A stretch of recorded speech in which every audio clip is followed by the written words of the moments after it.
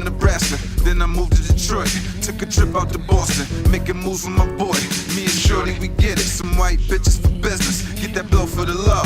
Bring it in and we flip it. Oh well, I know what I know. See, as a kid I was gifted. I told my teacher my dream. He said that's not realistic. Psychologically scarred, no longer paying attention. I slowed down on the book, fasten the pace of my living. Now I'm just chasing this paper, chasing these women, chasing my eye. Them demons chasing my spirit. See me and Shorty get by, case out the joint and we stick them until we got incarcerated. 8 to 10 in the system. They call me Detroit Red. What up, YouTube? This your boy Down Low back with another reply. But before then, let's talk about something that's going on in the music industry, man. So Kendrick Lamar finally came out and addressed the whole control votes and everything that kind of went along with it. And it's funny how he said a lot of the same things that I was saying. Like, folks, he said Los's control votes was the best that came out. And you know what?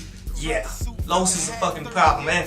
On a side note, did you guys catch the whole Los breaking down how to rap? And he broke down how he writes his bars? This man is on a whole nother level when it comes to writing. Then he talked about how rappers are just so attached to the damn punchline, saying that he's king in New York, when I said that's not what this shit is about at all. And he came out and said that shit himself. And that was obvious, but it seems as though people just can't see through the punchlines to see the meaning, I guess. Anyway, on to today's album review, and it's to that J Stay Trippy. Album here is pretty decent, dude. I mean, keep it all the way real. This is what Juicy J has always been doing in his damn career. It's just on a little bit better of a level. Like, my favorite songs was that Smoking Rollin', No Heart, No Love, and I really do fuck with the Woods. But I mean, if you like these songs, you're gonna like a bunch off of this album. These just so happen to be my favorites. But my whole issue with this album is the entire message, man. Like, the direction that Juicy J with this, man, was pretty much taking strip club, tricking off music, trying to take that shit to the next level.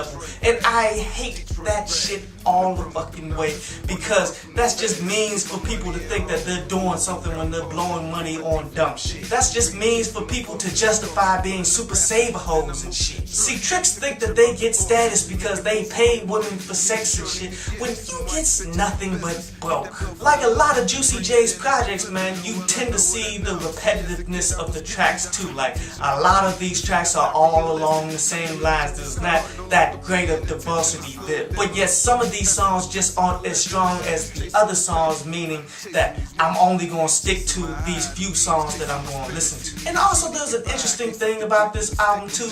Like, in order to stream it, you had to play Juicy J's online video game, man, in which it's along the same lines. Like, it's that trippy, tricking off shit where you're pretty much in the strip club throwing money and you trying to reach a high score and shit, in which, you know, it was an interesting idea, and the game was actually kind of decent, man. And I'm going to leave the link in the description for you guys to go ahead and play it, for you go ahead and stream the album as well. But overall, I give the album a 6 out of 10, dude. But anyway, on to today's article from downloadpass.com. And today's article is about how when you start to get successful in the rap game, it more becomes like GTA, Grand Theft Auto, the video game. Now, the aspect that I mean of this is like this. When you're driving down the street in Grand Theft Auto, what happens?